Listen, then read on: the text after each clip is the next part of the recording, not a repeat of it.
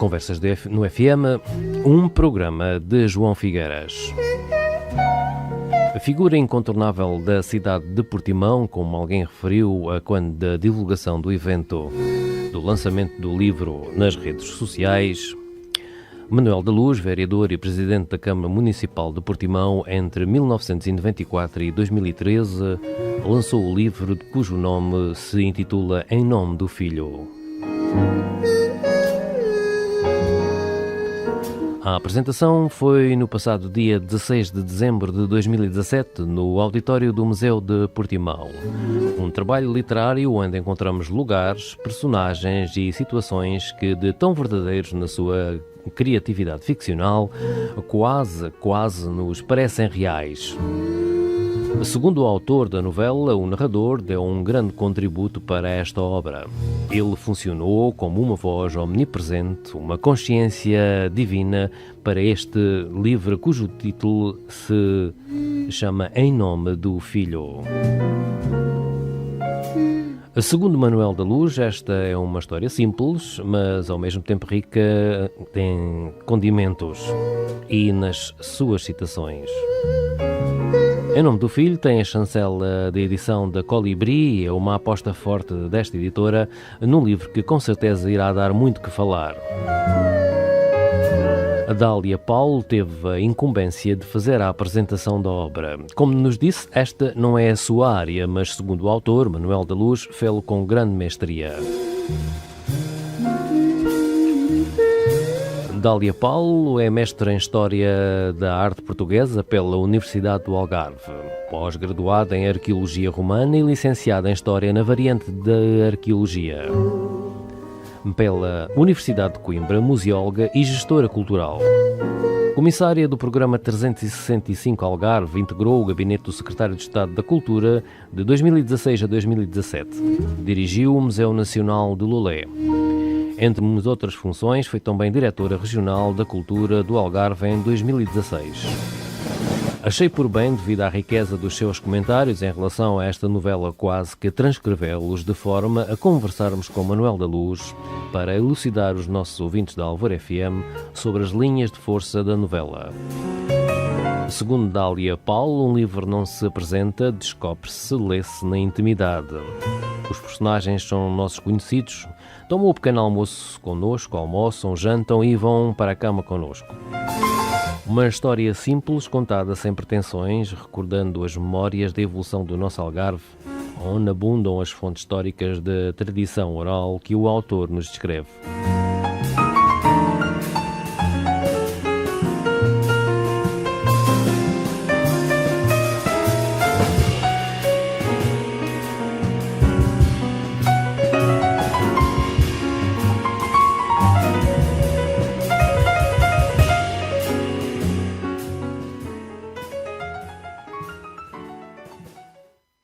Muito boa tarde, Dr. Manuel da Luz. Obrigado por ter vindo ao Conversas no FM, da Alvor FM Rádio.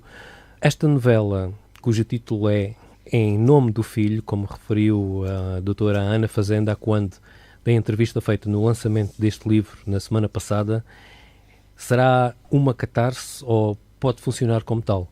Sem dúvida que quando o texto foi escrito, e parte substancial do texto já foi escrito há uns tempos atrás, há mais de um ano, poderia eventualmente ter surgido nessa perspectiva também, como catarse, ou pelo menos como um ajuste de contas comigo mesmo, e um encerrar de um assunto. Presentemente eu diria que isto está diluído já.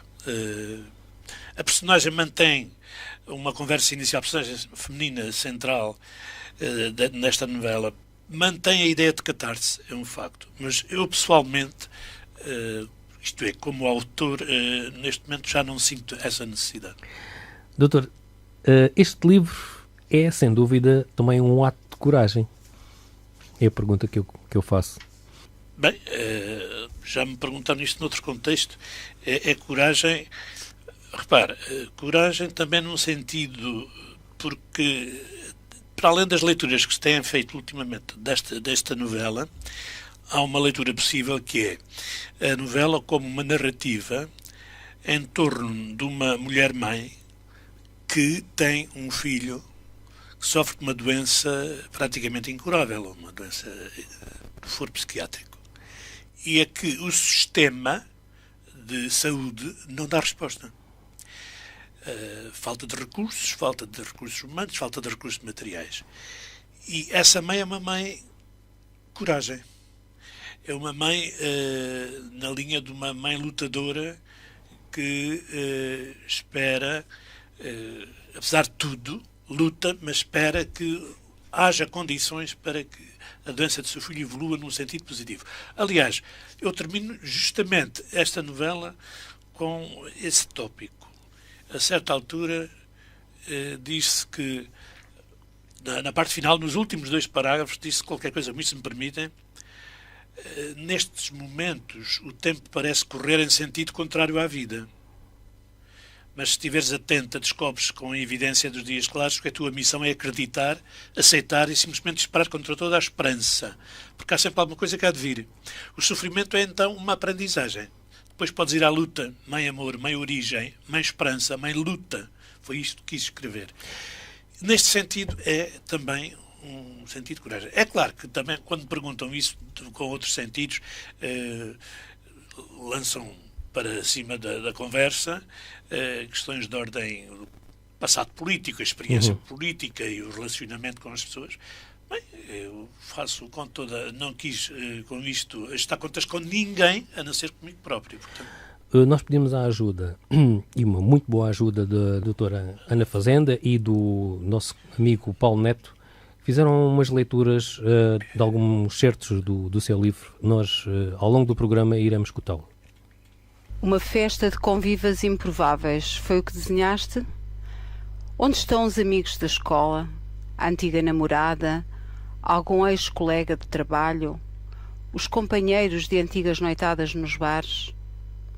Alguma pessoa importante das que em tempos cercavam a mãe? Esquivaram-se, é verdade. Um comprou um terreno e precisava de ir vê-lo. Outro comprou gado e tinha o veterinário às voltas. Outro casou-se e pediu dispensa. Mas será que as pessoas sentem o sabor amargo da ausência dos amigos em todos os pequenos momentos de contentamento? Na verdade te digo que a nossa família são os que escolhem de forma livre estar connosco. Os que não nos abandonam nem esquecem. A nossa família é um espaço afetivo. Mas ao menos os presentes em dia de anos é o que se espera acontecer. Recusas a festa dos presentes? Sim, repara, são os que menos têm e os que mais dão, porque conhecem o essencial da vida. E o essencial é que festa é amizade e convívio. E a amizade é gratuita. E como o vento, sopra onde quer. E tu ouves a sua voz, mas o lugar de onde vem muitas vezes é surpresa.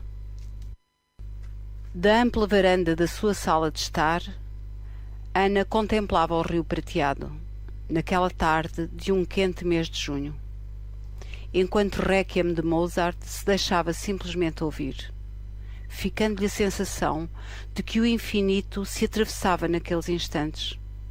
Não é fácil descrever a senhora. Cabelos grisalhos a cobrir-lhe a cabeça por completo, boca pequena, de lábios finos determinados e enormes olhos azuis. Essa é a parte simples. O resto é mais difícil.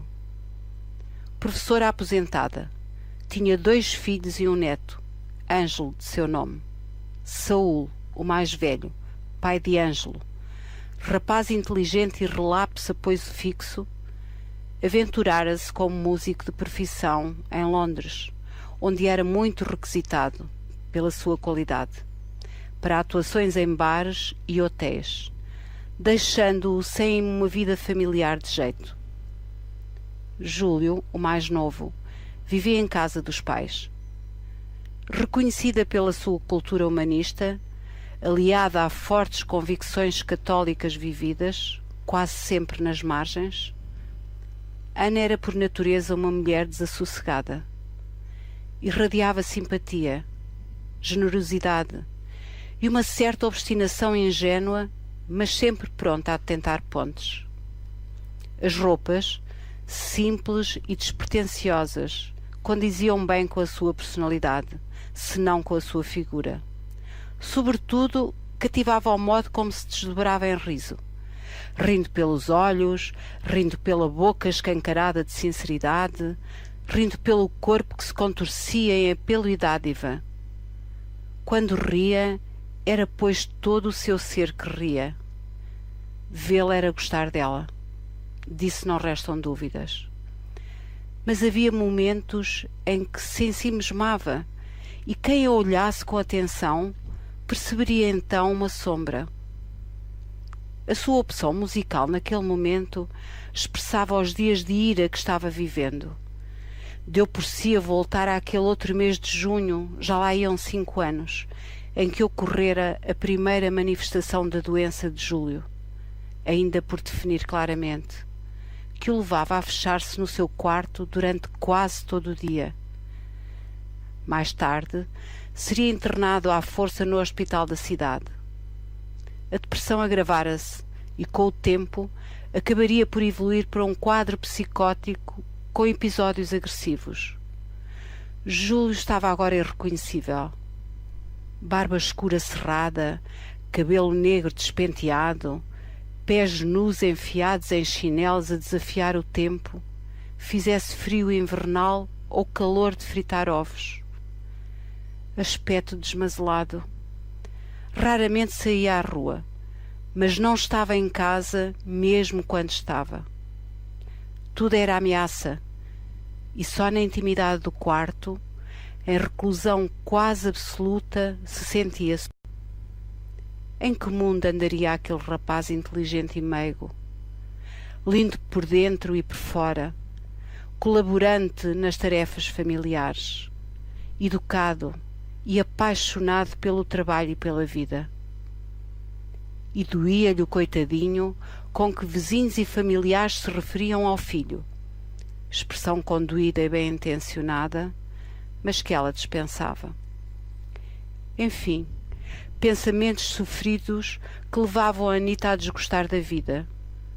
Ou, para sermos mais exatos, ela padecia de uma estranha doença, vivida num misto de fervor e desistência.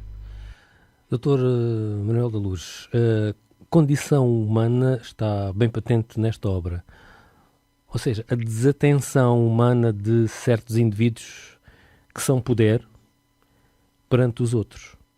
A nossa sociedade, depois de 43 anos de vigência democrática, ainda não conseguiu, quanto a si, atingir os patamares básicos do direito ao trabalho, saúde e educação?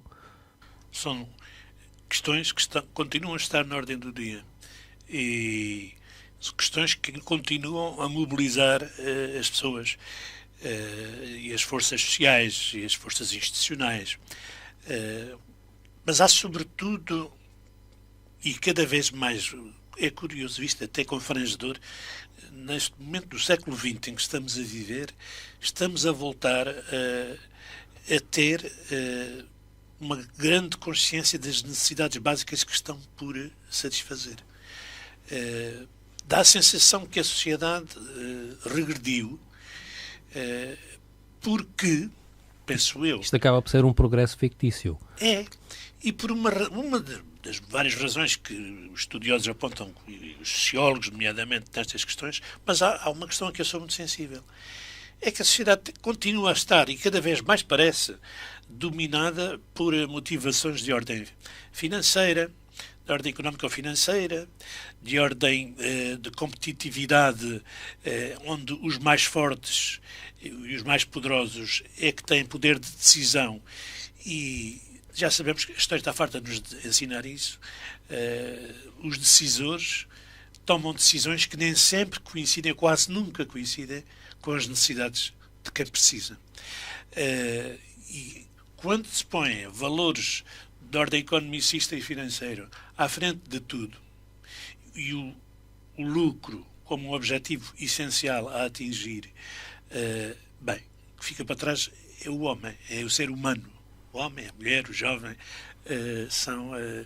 é a condição humana que continua como desde sempre parece que não se evoluiu nada. Séculos e séculos de civilização e estamos ainda com falta de, no fundo, falta de atenção para o essencial. Doutor, a personagem principal, a Ana, está nos dois lados, o do poder e o do anonimato. Coincidências ou não coincidências? Estou quase a transcrever as palavras de Dália Paulo. Um presidente morre de acidente, o presidente seguinte fica com um filho na psiquiatria, sem solução à vista. A sua sucessora fica com um filho gravemente doente, acabando por falecer. Outro autarca, de um momento para o outro, é vencido pelo cancro. O que se encontra de comum nesta história, disse Dália Paulo, esta frase merece um silêncio de respeito, forte, quase total. Diz ainda que esta novela tem ritmo, voracidade, memória, muita angústia. A própria personagem central vive uma angústia grande numa fase da sua vida. Existe na obra uma reflexão sobre a sociedade e a sua maldade humana, a hipocrisia desta mesma sociedade. Sem dúvida que ela ainda tem muito que caminhar para ser perfeita, justa ou decente. A pergunta que eu lhe coloco é: a sociedade olha para os políticos como máquinas infalíveis, esquecendo-se que também têm alma, que são pessoas, que têm sentimentos e que têm também os seus fantasmas. Por outro lado, o contrário também é verdade, ou seja, muitos políticos com insensibilidade social para servir a causa pública. Existe, quanto a si, um déficit de convivência democrática em ambos os lados no nosso país? Estas situações existem em diversos graus de concretização, um pouco por todo o lado. Quem está no poder não deixa de ser homem ou mulher, não deixa de lado a sua condição humana, não deixa de lado um quadro de valores mais ou menos profundo e não deixa de lado, como você disse bem, os seus fantasmas, no sentido, penso eu, no sentido das suas dificuldades. Porque há momentos em que nós, na vida, estejamos no lado do poder ou no lado do não poder, há momentos na vida em que vêm ao de cima situações limite da condição humana, como doenças, como a morte de um familiar, as dificuldades da vida que de repente lançam-nos em situações que não tínhamos previsto, em termos ou de emprego ou de salários, e estas situações todas comungam com o ser humano, esteja ele na posição de poder ou esteja na situação de não poder. Não poder. Fazem parte do ser humano. A condição humana é uma condição fragilizada. Eu gosto muito desta ideia. E a experiência da minha vida e da vida das pessoas com quem convivo demonstra-me isto. Nós esquecemos que a nossa condição humana é uma condição que traz a marca da fragilidade. E, portanto, os nossos valores têm que funcionar tendo como referência essa fragilidade que é preciso combater, que é preciso ultrapassar tanto quanto possível, mas que nos vai acompanhar pela vida fora. Nós temos, e por isso é que há uma imagem recorrente nesta obra, nesta novela, que é a ideia de que a vida é um pouco como os alcatruzes de uma nora. Nós temos momentos altos e momentos baixos. E isso, se nós tomarmos consciência disto, tranquiliza-nos um pouco melhor a maneira como encaramos a vida.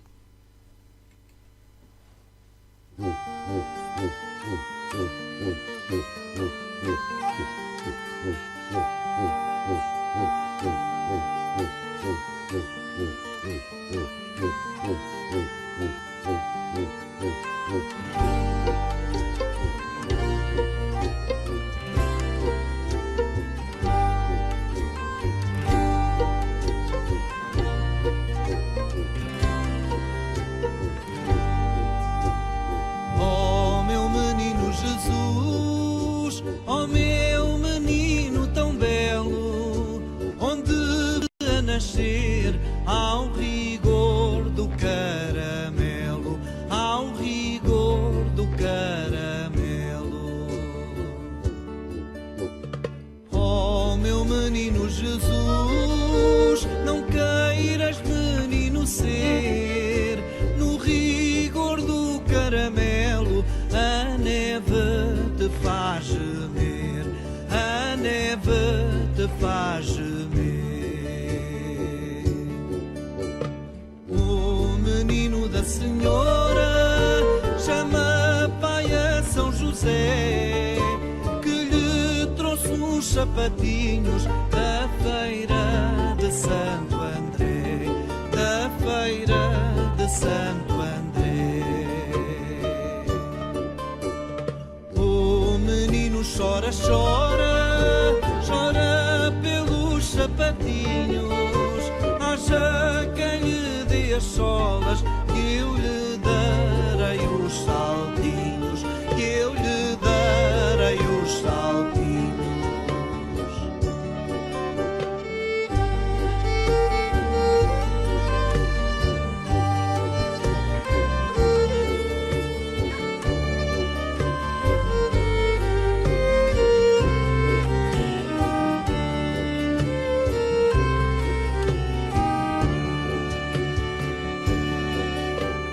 Dá-me o teu menino, não dou, não dou. Dá-me o teu menino, vai à missa que eu lá vou. Dá-me o teu menino, não dou, não dou. Dá-me o teu menino, vai à missa que eu lá vou. Dá-me o teu menino, não dou, não dou. Dá-me o teu menino, vai à missa que eu lá vou. Dá-me o teu menino, não dou, não dou. Dá-me o teu menino, vai à missa que eu lá vou. Dá-me o teu menino, não dou, não dou. Dá-me o teu menino, vai à missa que eu lá vou. Dá-me o teu menino, não dou, não dou. Dá-me o teu menino, vai à missa que eu lá vou. Dá-me o teu menino, não dou, não dou. Dá-me o teu menino, vai à missa que eu lá vou. Dá-me o teu menino, não dou, não dou. Dá-me o teu menino, vai à missa que eu lá vou.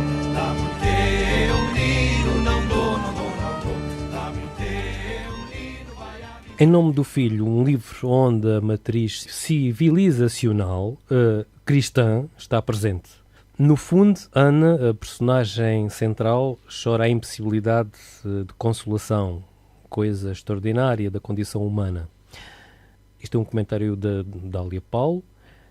Pergunto eu se este livro é um grito do autor de modo a se libertar de antigas obsessões. Em princípio, a primeira pergunta, na primeira pergunta já foi respondida. E eu continuo a dizer que a profundeza da alma, da mesquinhez humana, da moral invisível, dos pequenos poderes do Estado, do desalento quando se deixa de ter poder e se vê confrontado com a maldicência de quem chega depois. A frase "tudo é política" está presente na obra. Dália Paulo realça o aspecto importante do livro, a ética na política. Este livro leva-nos a fazer comparações constantes com a realidade e, a cada linha, faz-nos questionar sobre o sentido da vida e sobre a nossa existência. Um exercício de autoconhecimento das nossas prioridades. Existe ao longo do livro uma série de referências de autores clássicos, bem como de autores consagrados da nossa língua, dando ainda maior consistência à obra. Anos na vida política foram levados pela voracidade do tempo e pela maldade dos homens. Às vezes a dor corta-nos as asas, mas é possível voltar a viver outra vez com esperança. Existem também pessoas sérias na política. Este livro acaba por ser, apesar de tudo, um acreditar na esperança. Será? Sim, tem que ser, porque a esperança é a grande marca que o ser humano pode inscrever na vida de cada dia e na sua vida, globalmente falando, e na vida das comunidades. Porque sem esperança não há futuro. Portanto, a utilização da palavra, neste caso, a utilização da palavra escrita, é uma forma de concretizar uma ideia de esperança. A gente escreve, eu numa classe escrevi um livro que tenta ser uma escrita literária, mas tem a sua mensagem, para além da literariedade estética, que é um livro para a gente se divertir também. Aliás, deu muito gozo de escrever, diga-se de passagem. Esse já ganhei o prazer de escrever, mas também se desafia aqui a um prazer de ler. E há também, obviamente, uma mensagem, ou várias mensagens, cada um depois, conforme a sua maneira de ser e de estar, acentuará uma mensagem ou outra, de natureza mais sociopolítica ou de natureza mais sociofamiliar, o sistema de saúde, que esse para mim é o eixo importantíssimo nesta obra, é a luta de uma mãe contra o sistema, mas é sempre, tirando momentos, é claro, pese embora existem vários momentos de pesadelo, de negatividade, de trevas, de alguma maneira. Há momentos em que se dizia a certa altura que o sofrimento, por exemplo, passava na cozinha de Ana entre os tachos e as panelas e os púcaros. O sofrimento caminhava em casa da personagem. Mas há momentos fortes de afirmação. E ela ultrapassa esses momentos através de várias estratégias que até utiliza. Ou a música, ou a poesia, a literatura em geral, ou a dança até, são estratégias usadas pela personagem para ultrapassar momentos de crise e levá-la a momentos de combate contra o sistema. Portanto, há um forte sentimento de esperança, e a esperança está até à última página do livro. Vamos ouvir mais um certo da doutora Ana Fazenda e do Paulo, e já voltamos. Era muito invulgar e ainda ninguém percebeu como foi possível. 2 penduras, para mais um deles jovem, sem qualquer experiência de mar. É que Adelino Trindade, de alcunha o Fúrias, tinha feitio permanentemente irritadiço, sendo intratável nas relações pessoais, e toda a sua longa vida de velho lobo do mar fora pescador solitário. Mas a verdade é que o filósofo não descansou enquanto não convenceu o mestre Adelino a levá-los ao mar no seu bote de pesca, pois acreditava que o mar traria energias benéficas à saúde de Júlio. 4 da madrugada a dar na Torre da Matriz e os 3 homens a embarcar a caminho do mar da pesca. Soprava uma aragem fria do lado da terra e o céu apresentava-se pesado, mal alumiado por uma lua enfezada. À proa, os aparelhos iscados e o farnel do mestre, composto por garrafinha de leite, pão e uma peça de fruta, tudo acondicionado dentro de um saco de plástico trancado por um nó de pescador. Filósofo e Júlio, silenciosos, sentados a meio do bote, mestre Adelino sentado à ré, a governar o barco de motor fora de borda, mudo, como se estivesse sozinho. Meia hora até chegar ao mar da pesca e largar os aparelhos. Hoje em dia, um bom motor fora de borda em meia hora põe um barco em mar de 20 braças. É o mestre Adelino que lança sozinho a primeira pedra de fundo e o primeiro calão a assinalar o começo dos anzóis. É ele que vai largando o fio de anzóis e de 10 em 10 metros as boias de sinalização até chegar ao calão final. É ele que, mais tarde, começa a alar fios e anzóis na recolha do peixe fisgado e, em simultâneo, é ele quem vai controlando de tempos a tempos o leme do motor. Ele, sozinho, frente ao mar e ao vento. O filósofo vai descrevendo ao Júlio os procedimentos, explicando baixinho para não incomodar o Fúrias. Mas sem aviso prévio, o vento começou a rodar para sueste, o que é mau sinal. O tempo vai escorrendo e o peixe está escasso, não compensando o trabalho do pescador. O branquejar do horizonte, com o nascer da alva, apanha os 100 peixes, que vale a pena, e com o vento forte, mestre Adelino já começou a resmungar. Deu azar trazer convidados. diz para si próprio, mas de modo a fazer-se ouvir. O mar começa a estar cavado e não dá hipóteses de largar outro aparelho. Fúrias pragueja. Maldiçoado mar! Um mar feito um cão! Desgraçado vento! Anda um homem a trabalhar para nada! Fúrias olha desafiador para o céu que não lhe dá resposta. O vento sopra mais forte. Filósofo agarra-se fortemente às bordas do barco para não ser projetado borda fora, enquanto vai pensando que o seu projeto não fora boa ideia. Júlio, as mãos fincadas no banco onde se senta, olha perplexo Mestre Adelino. Fúrias, em pé, pernas abertas para se equilibrar no bote que sobe e desce a crescente vaga de sueste, sem querer saber da pesca, levanta os punhos para um deus imaginário, olhos irados, praguejando como Júlio nunca o vira e por isso não compreende. Mas o vento não acalma e o mar não cede. Mestre Adelino passa-se e amaldiçoa Deus, a natureza, os pescadores que têm inveja dele. A rebentação das vagas contra o barco atinge-o de vez em quando com violência, deixando-o a pingar. O melhor é voltar para a barra. Fúrias sente-se ofendido e humilhado, mas não é homem de levar ofensas para casa. Joga a mão aí ao farnel e dá-me! Ordena ele, com voz urgente, a filósofo que foi lesto a obedecer. Perante o olhar surpreendido dos outros dois, Fúrias desata o nó do saco de plástico, retira os alimentos que lá estavam, escancara a boca do saco de frente para o vento. Enchido como um balão, o saco é fechado por Fúrias com 2 nós de pescador. Saco de vento na mão esquerda, agarra com a direita a faquinha de pescador para todo o serviço e abre com a ajuda dos dentes. Ereto, como estátua de um deus vingador. Pés bem colados ao chão do barco, corpo erguido ao céu contra o vento de sueste, Fúrias esfaqueia uma e outra vez até lhe doerem as mãos. O maldito vento preso no seu saco de farnel enquanto esconjura ventos e marés.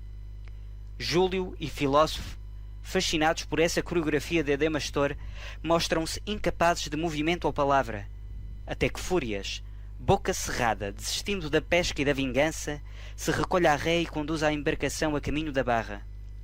A chegada ao cais da ribeira é um alívio. Quem não achou graça à história da pescaria quando lhe a contaram foi Ana. A vida de seu filho estivera em perigo desnecessário. As boas intenções se devem concretizar. Deambulando em nome do filho, Ética na Política, este livro também aborda este tema, uma crítica atual sobre quem decide. Ela sabia, o personagem principal, a Ana, que as prioridades de quem decide raramente coincidem com as prioridades de quem precisa. Sistema acéfalo, retrógrado, burocrático, mas onde, no seu seio, conseguem sobreviver profissionais. Estamos a falar, pois, da ética profissional. Segundo o autor, Manuel da Luz, com a seguinte frase: mas é o gosto de profissionais que lavam no coração o exercício da profissão. Sonho e utopia, centramos-nos nos valores humanistas que nos motivam a fazer diferente e a acreditar que é possível ser diferente. Pergunto: a sociedade atual está cada vez mais desprovida de valores humanistas? O lucro imediato, a frieza dos números, a ganância dos homens contribuem fortemente para uma desumanização da nossa sociedade. A Igreja Católica deixou de ter um poder interveniente nesta correria desumana sem valores, doutor? Eu penso que a Igreja Católica, já começando por aí, que a Igreja Católica está neste momento a fazer um esforço muito grande para retomar o fio à meada. Porque eu acho que se perdeu, nos últimos anos, perdeu-se este fio condutor que é a preocupação e a luta contra a indiferença. Eu acho que o atual Papa, que é um líder global, no meu entendimento, do meu ponto de vista, mais do que um chefe da Igreja Católica, ele é um líder. E repare que vivemos, neste momento, a nível mundial, uma crise de lideranças. É ver o que se passa todos os dias, as informações que circulam nas redes sociais, como nas televisões e nas rádios, estamos a viver momentos preocupantes, porque estamos um pouco à deriva, sujeitos a indivíduos que estão à frente do poder, que têm o poder nas mãos, indivíduos que têm objetivos, valores e modos de estar na política que não têm nada a ver com as preocupações humanistas. Regredimos muito nesse aspecto. E, portanto, digo eu, o papel, por exemplo, do Papa Francisco, já que estamos a falar nisto, é neste momento um papel indispensável para crentes e não crentes, para católicos e não católicos. Porque é um líder que faz falta, e todos os líderes na vida política neste momento, para terem um papel de futuro, construção de um futuro de defesa até da natureza, do ambiente, que é um dos problemas que nos preocupa neste momento, problemas graves que a civilização está a atravessar, esses políticos deviam um pouco seguir esse tipo de referências, esse tipo de preocupações. Eu julgo que política sem ética não serve os interesses das populações. É claro que a ética depois concretiza-se para cada pessoa em função do seu quadro de valores, mas há uma preocupação que devia estar sempre presente. O quadro de valores não pode conflituar nem opor-se com as necessidades básicas e das pessoas e com o ter atenção às pessoas, o ouvir as pessoas, o estar junto das pessoas. Eu complemento dizendo o seguinte, isto vem um bocado a detalhe de foice, a cultura e a educação, fator-chave do desenvolvimento de uma sociedade livre que não educa para a liberdade. Uma das falhas do nosso sistema de ensino é a ausência para a cultura e para a sensibilidade, diz o autor. A cultura é a arma para combater a banalidade e a diferença. Existe interesse, por vezes, do poder político em formatar e os sistemas de ensino, de certa forma, que afunilam ideias e pensamentos? A tentação grande é essa. A tentação grande por razões fundamentais. Desde logo porque burocratizar, uniformizar é burocratizar o processo de ensino-aprendizagem. A burocracia dá muito jeito a quem está no poder central, porque com a burocracia as populações. E, por outro lado, também dá muito jeito porque a burocracia substitui o investimento. O investimento que era estratégico fazer-se, não se faz em nome da burocracia.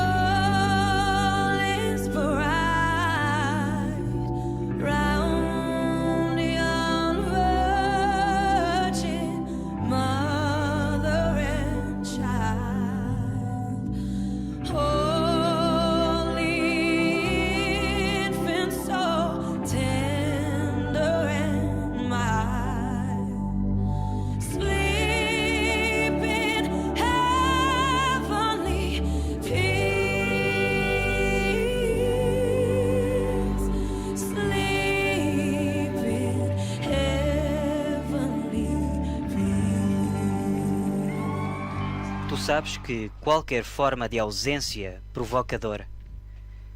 E a verdade é que a dor precisa de espaço, de outro ânimo e outro olhar. E também sabes que quando alguém chora, chora para alguém.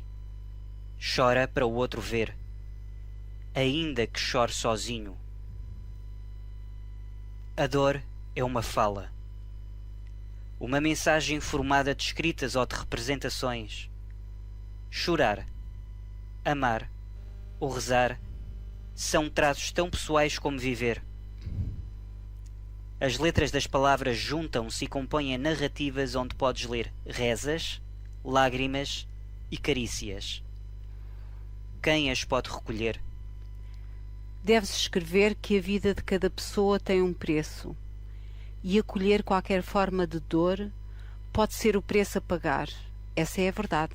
Mas a dor traz consequências. Aquele que escreve carrega violência porque certas coisas não se querem separar de si, e por isso escreve, na esperança de que o leitor carregue com elas, de tal modo que personagens, leitor e narrador, como que por um processo de osmose, atravessam-se naquele que escreve. Saberás tu do que estou a falar? Sim, escrever é um destino a cumprir e uma tentativa de celebrar a silenciosa morte da violência e do sofrimento na linguagem. Ou, se quisermos, um modo de alguém se libertar de antigas obsessões. Mas não é fácil. Tu não podes imaginar, porque não viveste a experiência. Não podes descrever a paisagem interior da condenação e do ostracismo, porque nunca a viste. O frio dessa paisagem é glacial e dói. Pega-se como uma espécie de cola que não podemos arrancar. Democracia. A atuação cívica das pessoas, a massa anónima, quem lida com ela, por vezes, transparece algum descrédito para as liderar. Diz o autor que chega a pensar que não vale a pena o esforço para construir um mundo melhor, para criaturas que têm medo no que nele existe de melhor, a beleza, a natureza, a bondade. O autor alerta-nos desde o primeiro momento para a ficção, mas que com certeza, diz Dália Paulo, este não se consegue aliar da realidade, referindo-se especificamente àqueles que vivenciaram em parte todos estes anos. Contribuirá esta novela para consolidar e contribuir para a construção de uma democracia e os seus valores? Com estas críticas de alguém que esteve por dentro do sistema, irá o livro ser um contributo para que os políticos sejam melhores e possam exercer cargos com maior responsabilidade e dignidade? Dr. Manuel de Luz. Bom, há duas coisas que eu gostaria que resultassem da leitura deste livro.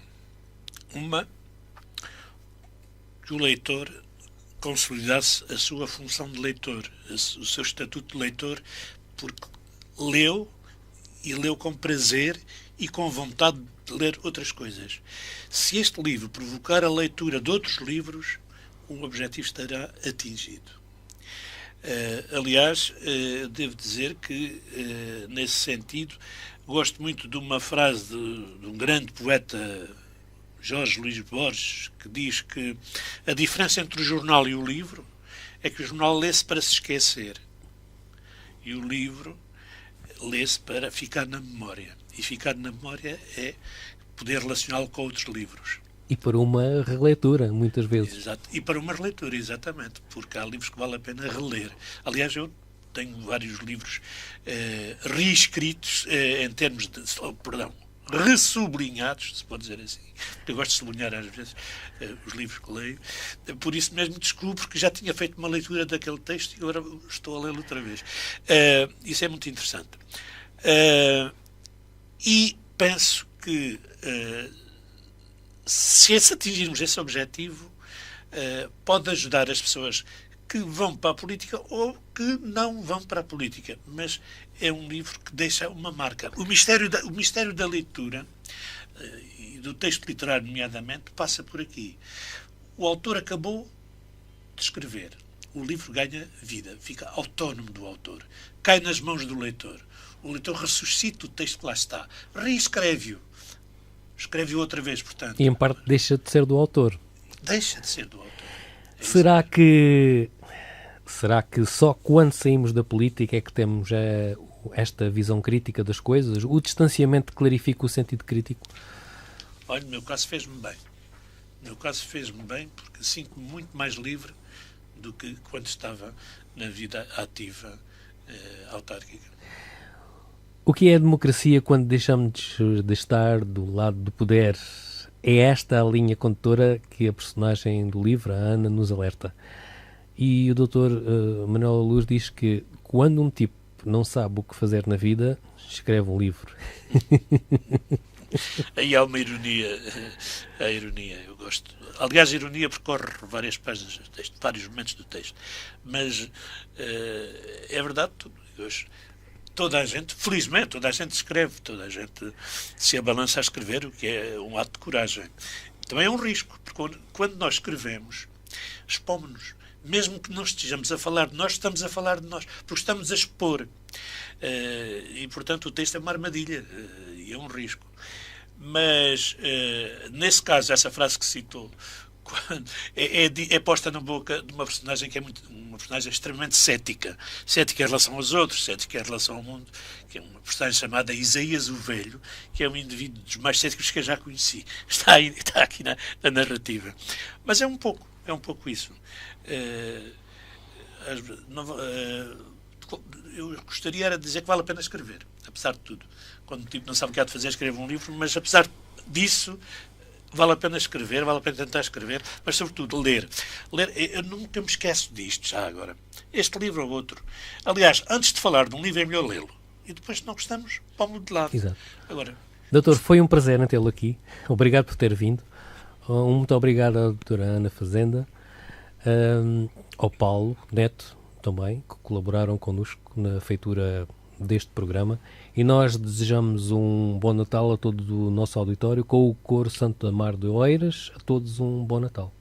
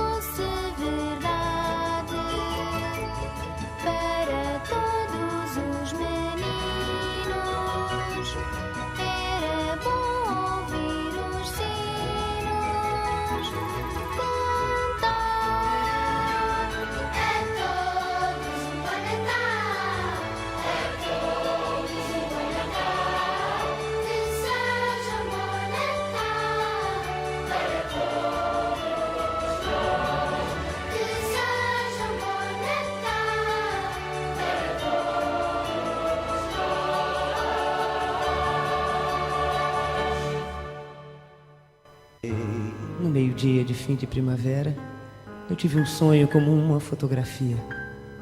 Eu vi Jesus Cristo descer à terra. Ele veio pela encosta de um monte, mas era outra vez menino, a correr e a rolar-se pela erva, a arrancar flores para deitar fora e a rir de modo a ouvir-se de longe. Ele tinha fugido do céu, era nosso demais para fingir de segunda pessoa da Trindade. Um dia que Deus estava dormindo e o Espírito Santo andava a voar, ele foi até a caixa dos milagres e roubou 3. Com o primeiro ele fez com que ninguém soubesse que ele tinha fugido. Com o segundo ele se criou eternamente humano e menino. E com o terceiro ele criou um Cristo eternamente na cruz e deixou-o pregado na cruz que é no céu e serve de modelo às outras. Depois ele fugiu para o sol e desceu pelo primeiro raio que apanhou. Hoje ele vive na minha aldeia comigo. Uma criança bonita, de riso natural, limpa o nariz com o braço direito, chapinha nas poças d'água, colhe as flores, gosta delas, esquece. Atira a pedra aos burros, colhe as frutas nos pomares e foge a chorar e a gritar dos cães. Só porque sabe que elas não gostam, que toda a gente acha graça, ele corre atrás das raparigas que levam as bilhas na cabeça e levanta-lhes a saia. A mim, ele me ensinou tudo. Ele me ensinou a olhar para as coisas. Ele me aponta todas as cores que há nas flores e me mostra como as pedras são engraçadas quando a gente as tem na mão e olha devagar para elas. Damos-nos tão bem um com o outro, na companhia de tudo que nunca pensamos um no outro. Vivemos juntos os dois com um acordo íntimo, como a mão direita e a esquerda. Ao anoitecer nós brincamos as 5 pedrinhas no degrau da porta de casa, graves, como convém a um Deus e a um poeta. Como se cada pedra fosse todo o universo e fosse por isso um perigo muito grande deixá-la cair no chão.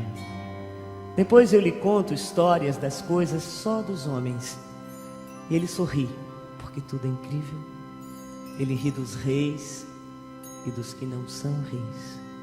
E tem pena de ouvir falar das guerras e dos comércios. Depois ele adormece e eu o levo no colo para dentro da minha casa. Deito na minha cama, despindo lentamente, como seguindo um ritual todo humano e todo materno até ele estar nu. Ele dorme dentro da minha alma. Às vezes ele acorda de noite e brinca com meus sonhos. Vira uns de perna pro ar, põe uns por cima dos outros e bate palmas sozinho, sorrindo para o meu sono. Quando eu morrer, filhinho, seja eu a criança, o mais pequeno.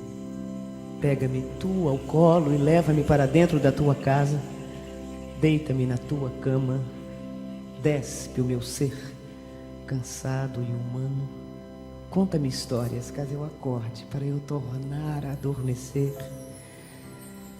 E dá-me sonhos teus, para eu brincar.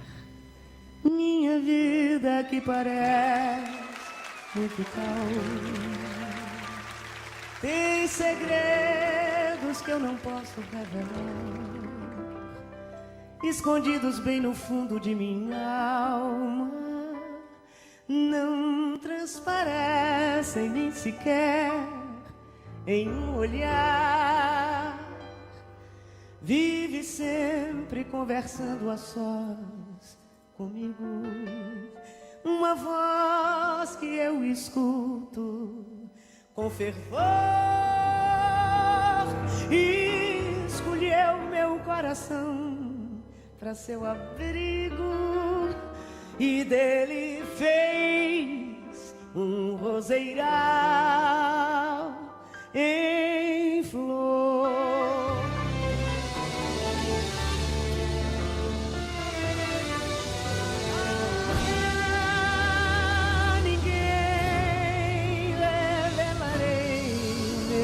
Segredo e nem direi quem é o meu amor.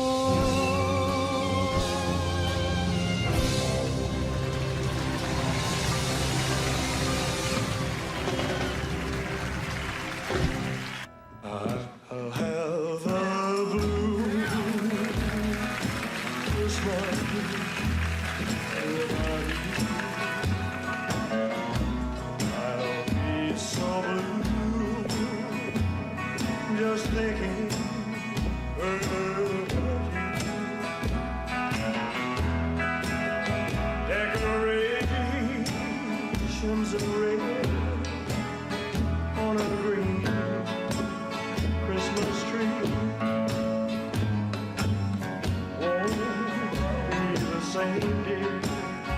Hey, you're my dear. When those blue snowflakes start falling, there's a when those blue memories start calling, you'll be doing alright with your Christmas of white. But I have a blue, blue, blue, blue Christmas. I'll have a blue Christmas without you. I'll be so blue just thinking of you.